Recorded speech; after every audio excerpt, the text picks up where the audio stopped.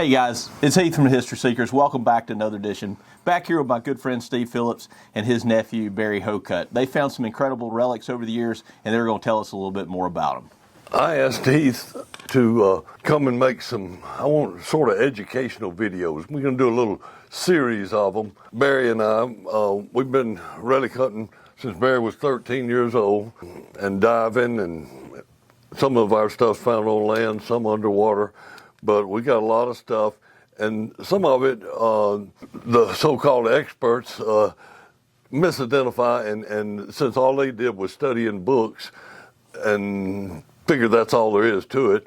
But actually the grunts, the guys out in the field, the guys with the metal detectors, sometimes find stuff, and it's the truth. You know, just because something wasn't written about doesn't mean it didn't happen. So we're going to start talking about some of the things from Selma, Alabama, was destroyed at the end of the war. The Yankees finally got down here and destroyed it, and a lot of the stuff was thrown in the river, and we found it over 50 years of diving there. And so that's what we're going to talk about. Today I wanted to talk first about bayonets that we've found, because a so-called expert, who he really was as knowledgeable as anybody. Many years ago, maybe 20 years ago, I was telling him about bayonets from Selma, and he said they didn't make any bayonets at Selma. And that was supposed to be just carved in stone because he said it. But it's not true. They really made probably more bayonets of different styles at Selma than anywhere. I mean, really, not even close. So we're going to talk about individual bayonets.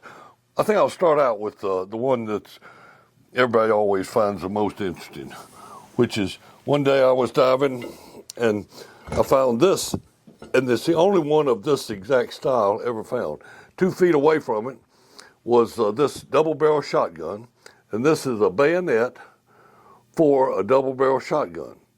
There's a few double-barrel shotgun bayonets around, but none of them of this style. This was from Selma, and it's very interesting. Supposedly it's the only one like it. These were, it just sort of slid on and held on there. It looked like with spring tension, the way it worked. Pretty interesting. I don't think anybody else has found any like that. Initially people said, well, they might have had bayonets at Selma, but they were just stored there. Well, that's not true. They might have stored some bayonets there. I don't think so. I think they sent everything they could to the field. But nobody stores unfinished bayonets. And these are unfinished bayonets that Barry and I found over the years. There are a lot of different styles. I hope the camera can pick up some of the details. Like this one is totally finished, except wrong size hole, wasn't drilled out, no slot for the sight. It's just unfinished. It's a beautiful, solid Alabama iron bayonet made at Selma, unfinished. And here's the next one. Slight different style, a little shorter, a little different style. A hole is partially made. It's not trimmed down, and no slot for the sight. Unfinished, flat, mostly flat here instead of the cutout groove, whatever you call it. This one here is another one that's been around, like they were using it. If this was found on a battlefield, we'd call it a body hook, and it would be used to drag a soldier into a dead soldier into a ditch for burial. But this one also is not cut. Here next to it is a tool they made at Selma, and it's just where they took a piece of bayonet, chiseled it, flattened it down, beat it down, and made it into a chisel. Just a tool. Here's a long bladed one that was never formed, real teeny hole that had to be milled out, just unfinished. I don't know that you'll get enough detail. This is a real long one. It's even longer than that one. And that was a long one too. So I don't know. Barry and I do a lot of research, but when we were relic hunting active, we researched to find stuff. Other people are really good at researching and writing the books and stuff like that. That's great, but that's not what we did. We did research to find places and to find out what we found, because we'd get stuff and not know what it was.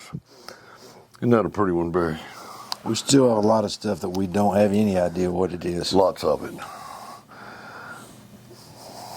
You can tell on a lot of stuff from Selma that the iron was good. It just feels good. It's heavy, and that's what made Alabama such an iron powerhouse for so long.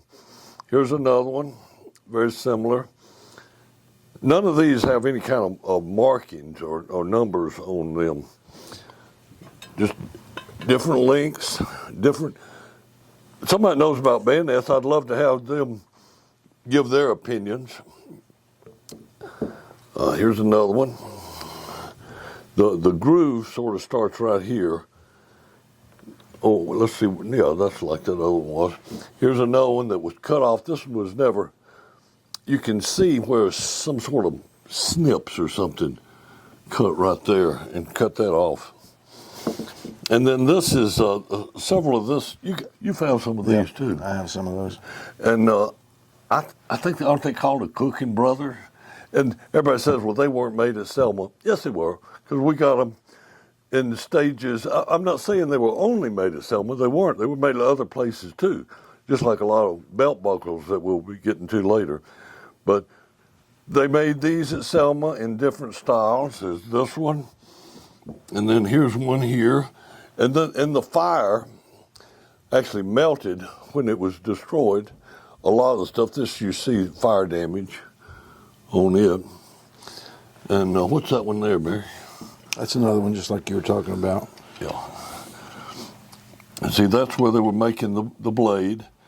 But it didn't get written down. So people that are knowledgeable, go ahead and tell us whatever you want to. Here's another one, unfinished, broken. And let's see, this is one of those, I forget, they call this one something else. It's made supposedly made somewhere else, except for this is made at Selma. It's flat here all the way, and flat, and flat. It's like this one, flat. And is it flat on the top piece? It's like another one. Actually, this is even if it's found somewhere else, is a really valuable bayonet. I know that. Here's a broken off one where they had a piece of wood in there. They were probably using this as some sort of tool down there. And here's another one, unfinished, shows how the parts were put together.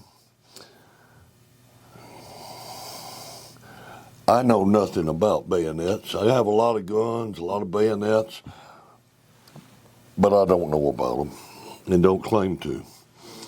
All these are unfinished bayonets, and they're all from Selma. And this is a real nice one here, right? Nice and straight. It just never was finished. That's about all I've got to say on bayonets. It's just I like to see that Selma gets credit for it was huge as what they made. The artillery, the biggest guns, the ships, everything from nails, horseshoes, they made it at Selma. Selma's severely overlooked. I mean, at its height, it had 10,000 employees working for the Confederate government. They were centrally located right near the iron fields.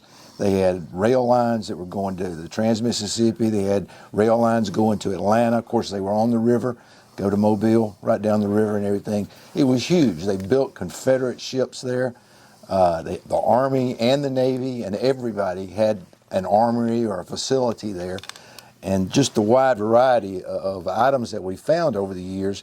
I mean, like Steve said, some of it may have been stocked there, but a great deal of it was manufactured there, just due to the fact not only in the not only in the bayonets, but other things. We've found unfinished buckles and things like that. Of course, unfinished shells that are not quite finished. Yeah. So they made a little bit of everything there, from all the way from nails to ships. So again, it's overlooked. The reason people misattribute things at Selma is they only think of it as two things: the big Navy Yard and the arsenal. And they were the biggest. They were the real government. But they're missing out on about 50 other manufacturers that didn't write things down, that made things like nails, that made things like belt buckles, Saddles. Everything. They made it there, and yet it wasn't written down. So the people who have written the books, well, they did a great job of what they did, except they're wrong, and they just flat left out the big part, which is the little guys. We found a great deal of things like this, just odds and ends, furniture parts, brass doodads, all kind of things like this. And while some of that might have been thrown in the water, we think that most of it was there to melt down, to make into something else. We're going to get into that video next.